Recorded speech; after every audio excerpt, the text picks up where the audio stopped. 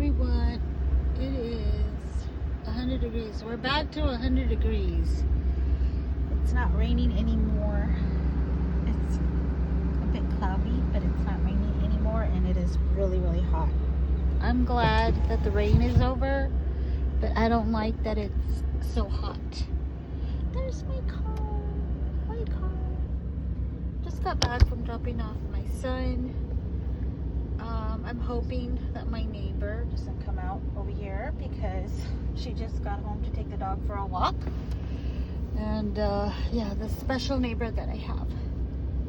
But anyhow, like, y'all are gonna be like, Moon, you're trying to like make a point here and give us a little lesson, but you don't want to see your neighbor. Y'all don't get it. It's like she's like, oi, oi. Y'all don't get it, okay? Y'all don't get it. Anyhow, I was listening to this channel talking about the last episode of The Chosen, where Jesus gets crucified. And oh, and by the way, I heard that there's another mini series in the making, which is going to be the life of the apostles. Is it the disciples? I'm sorry. After Jesus died, and how they're trying, to go on with their lives and what they do with their lives, also more importantly. And then also he's going to do another series on Joseph, which I'm really excited about. It's one of my favorite stories in the Bible because of the way Joseph was treated by his brothers. He was sold into slavery, and the parents were told that he had passed away. And I can kind of relate to that, being the black sheep of the family, And once it starts and all, I'll get more into that and about that.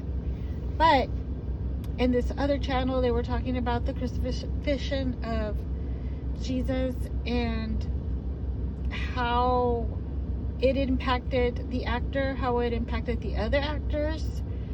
And they mentioned on how some of them, like Mary Magdalene and Mary, Jesus' mother, how they couldn't stop crying. They were crying uncontrollably.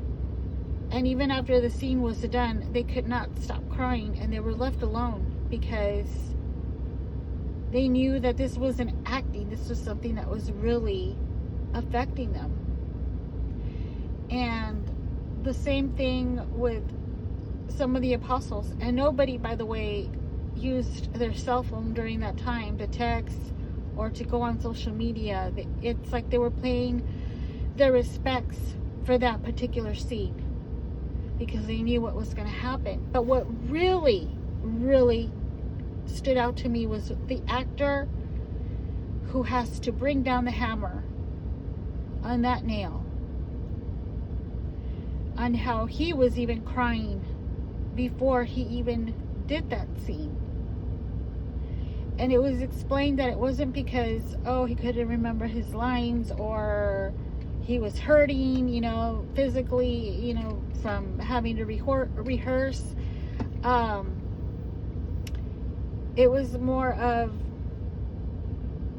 how, and he even said it, how he didn't want to be the one to do that. He didn't want to be the one. And I started reflecting on myself, and I started thinking about the crucifixion of Jesus.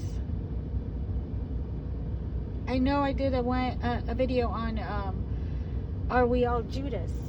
I don't think I got my point across very well, though. Then again, I never do I? I always talk in circles because that's how my mind works. But then I finally get to like, okay, this is what I mean. But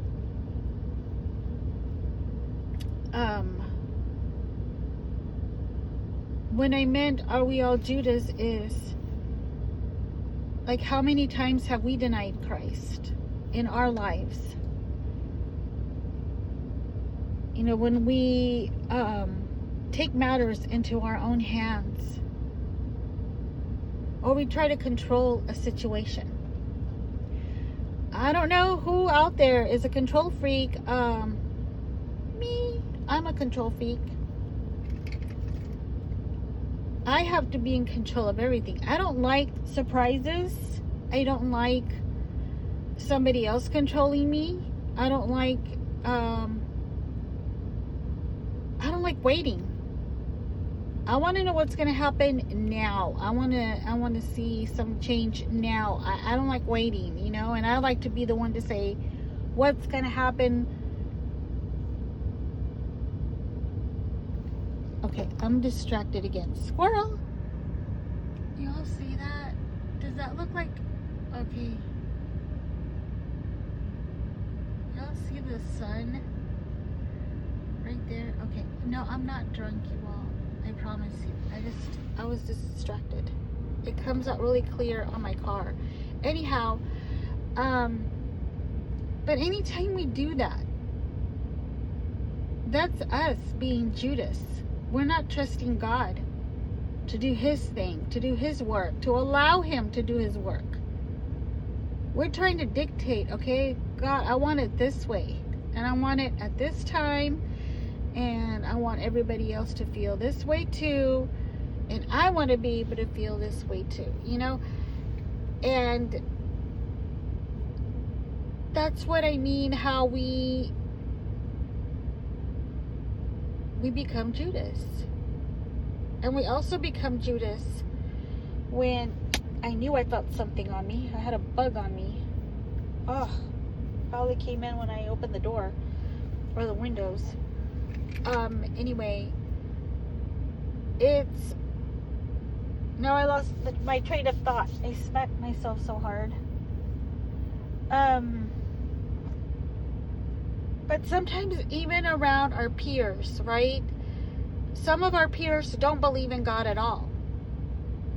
And we don't bring him up. They're asking for advice on something, and we don't bring God. We don't bring God in. We kind of leave him out. That's us being Judas also.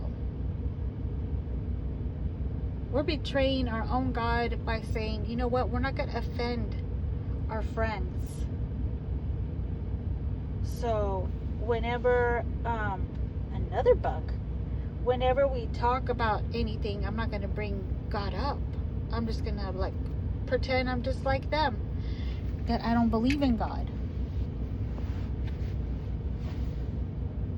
And now I'm going to come down a little bit harder, because on those people that say they don't believe in God, that God is just a bunch of hocus pocus, God is like a fictional character from Harry Potter, you're being Judas. Whether you believe in God or not, you are being Judas, because you are denying Christ. You could also say you're a Peter, because you're denying Christ over and over. You're denying what he died for. You're denying his healing, his grace, his forgiveness.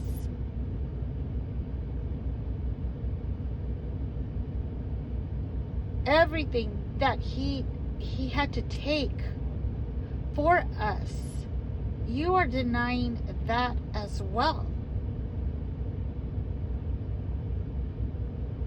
You are acting as if his death was in vain, or like it was for nothing, because you want to continue your own way.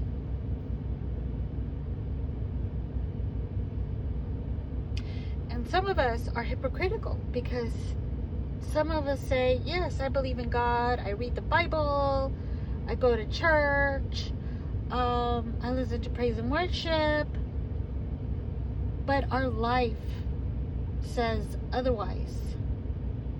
The life that we live says otherwise. The life we're living is gossiping, partaking in drama, lying, not wanting justice, getting in the way of justice.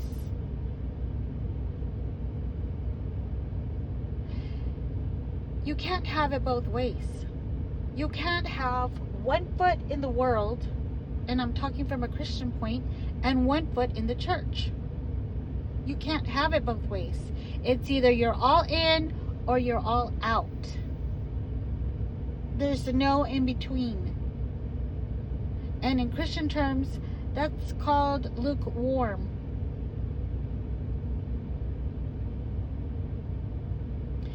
And I'm going to tell you right now that God doesn't want anybody that's lukewarm.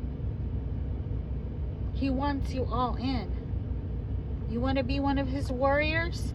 He wants you all in. He wants you to give it your all and be committed. Now, I know that we fall back sometimes. Sometimes we get in our flesh and we partake in something and then we regret it later on. And that's all right. That's all right, because it's called conviction, and you know better next time. And you're like, okay, you know what? I partook in this gossip, or I partook in making fun of someone, and I feel bad about it now. You can ask for forgiveness, but next time don't do it again.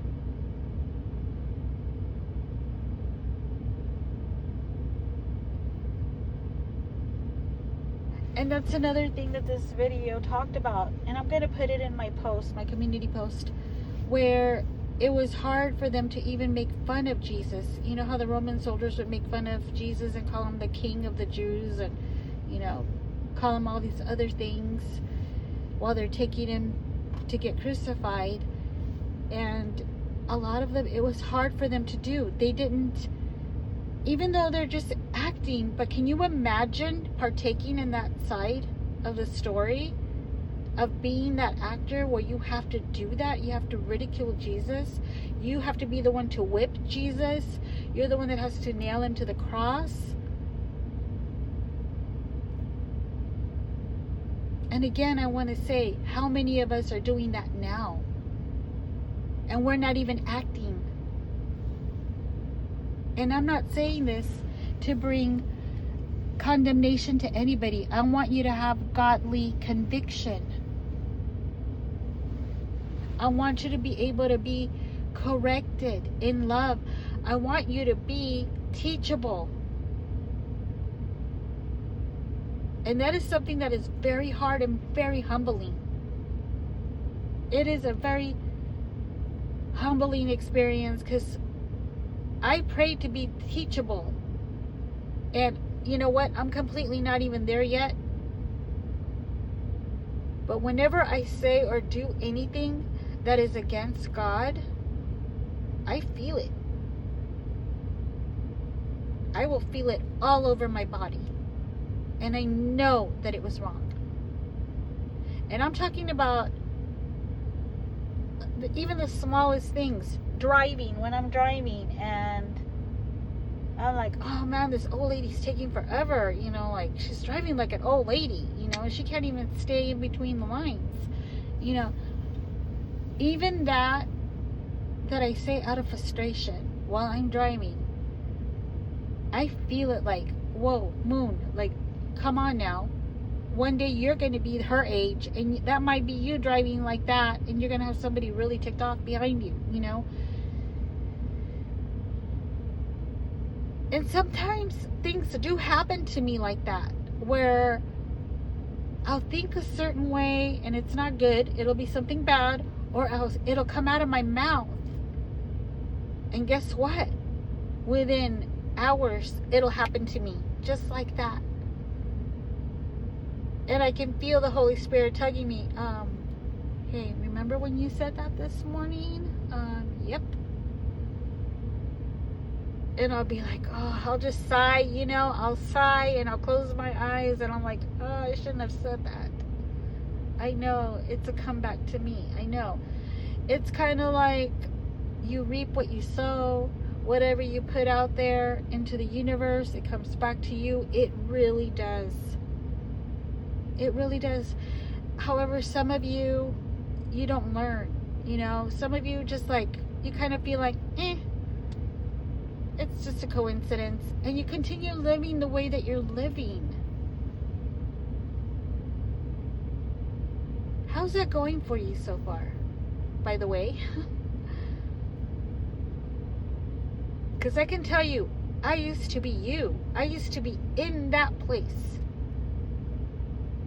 I'm telling you, when I first got saved 23 years ago, everything went great. And then little by little, everything started to go wrong. Because at first, when you're a new baby Christian, everything goes your way. It's like you hit the jackpot. Everything that you wanted starts coming to pass. But you know that scripture where the Lord says that He'll give you the little things. So trust you in the little things to see how you do before He can give you the bigger things. But I failed miserably.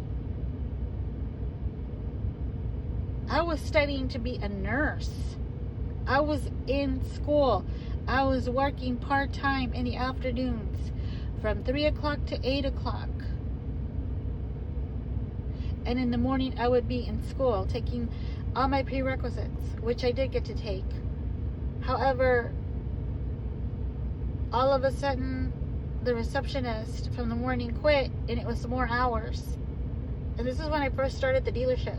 When I say I've been there for 10 years, I've been there for 10 years. And I heard that she quit. I wanted her spot right away because all I could think about was more money. I could support my kids better. I didn't want to do the sacrifice. And I kicked myself in the butt for that. And not just for that, but also that's where I met my first estranged husband, who really got me off track. And then my focus became him rather than my education. And then I found myself in a place where, you know what, the morning shift really wasn't bringing me all that much more money. I was still struggling to pay my rent, to pay my car, to pay the water bill, to pay the cable bill, to put food on the table. And I think back on it and I'm like, what if I would have stayed in the afternoon shift? In the evening shift, continued school, I would have been a nurse by now. I would have been ready to retire, you know? I would have maybe even been able to teach a class or two and not even be in the hospital setting anymore, or in a clinic, or wherever I chose to work. I actually wanted to work with my OBGYN at the time, the one that helped me deliver my second baby, because I was just so in awe of him that he was able to save me and my child, that I wanted to go work for him and with him. And all of that out of bad choices.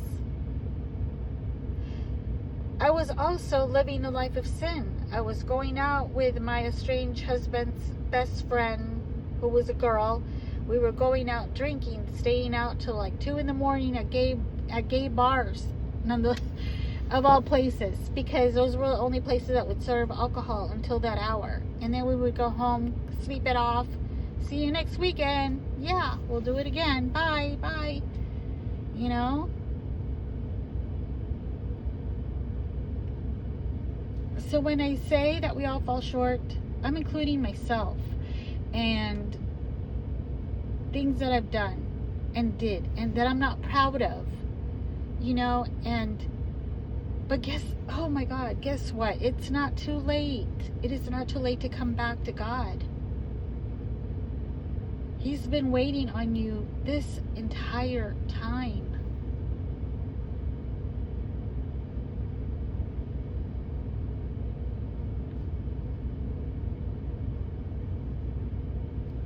So again, I ask, how many of us say, we can't bring down that hammer, we can't do this, I can't do this, but yet we're doing it. We do it on a daily basis. We are crucifying Jesus on a daily basis with our choices in life, with our beliefs, with our faith.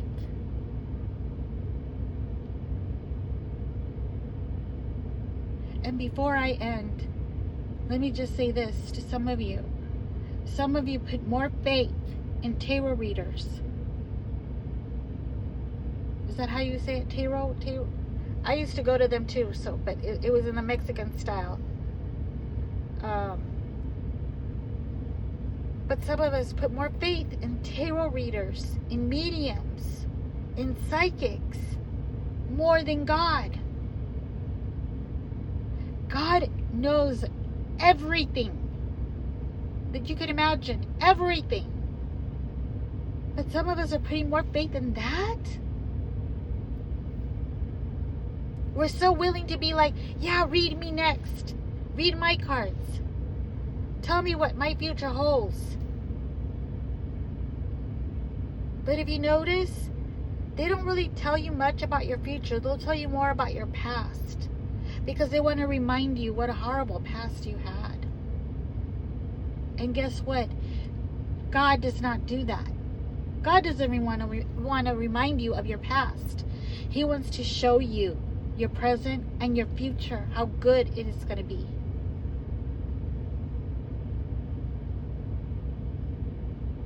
He wants to fulfill every promise in your life without asking anything in return other than just you, your faith. For you to glorify Him. He's not saying, oh, for another $50, I'll give you your next future reading. And for another $50, I'll show you your new house. No. He's going to do better than that. He's going to take you to your new home if that's what you're praying for. But let me back up a moment. It's not all about prosperity. Prosperity is good. Those things are good. But it's not all about that. It's more about seek first His kingdom, and all things will be added unto thee.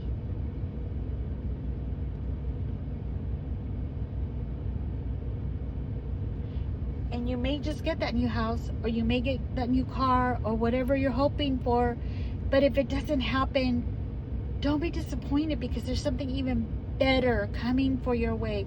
You know, it could be, oh my gosh, it could be your husband that hasn't been saved. It could be a child that was going the wrong path, and he comes to you and he says, Mom, I want to believe in God. I want to believe in your God. How can I do that? What can I do? All of those things are so much better than a brand new car and a brand new home, or that promotion at work. I just wanted to make that clear. That what He holds for us is so much better, but we got to stop bringing down that hammer. And I'm speaking to myself too. We have to stop bringing down that hammer. Let's not crucify Him again. That's already been done. He is risen. He's alive. Let's glorify that. Let's glorify that Jesus.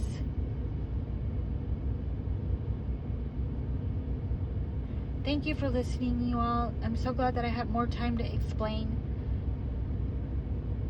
Usually in the evenings, I'm in a hurry. You know, I leave at 9:30. My son gets out at 10, and I'm trying to rush through everything, and I start to blah, blah, blah, blah, blah, blah, blah, sound like that. I stumble over my words. And then I realized, you know what? I really didn't get my point across. I left this out. I left that out. And like I said, I'm not one of those channels, though, that says, I am close to God and He revealed this to me about your life. Absolutely not. I said it once, I'll say it again. Always pray. Always pray over anybody that you listen to. Make sure that they say that they are saved, and they talk about the same God that you believe in. They're saved by the same God that you believe in. And then pray about it. my neighbor is waiting for me to get off this truck. So I love you all. You all have a safe 4th of July. My son is off tomorrow. My other son's gonna barbecue. We're gonna hang out over there. Hopefully we can see the fireworks from here. If I can, I'll try to record some of it. If not, oh well, it is what it is. But please be safe, especially, you know, there's rumors out there of things happening tomorrow because of our president. And like him or not, he is our president. And Elon is not my president. Trump is my president. So whatever view they have going on where people are like happy, rejoicing that they're fighting, I don't care. Elon is not my president. Trump is. I do hope though that he doesn't deport him. I don't want that for him. He's a very smart man and is a great asset to this country, but like, you know, I don't know what else I could say about that. But again, love you all. Have a safe 4th of July. Lots of hugs, love, and kisses, and prayers. Bye.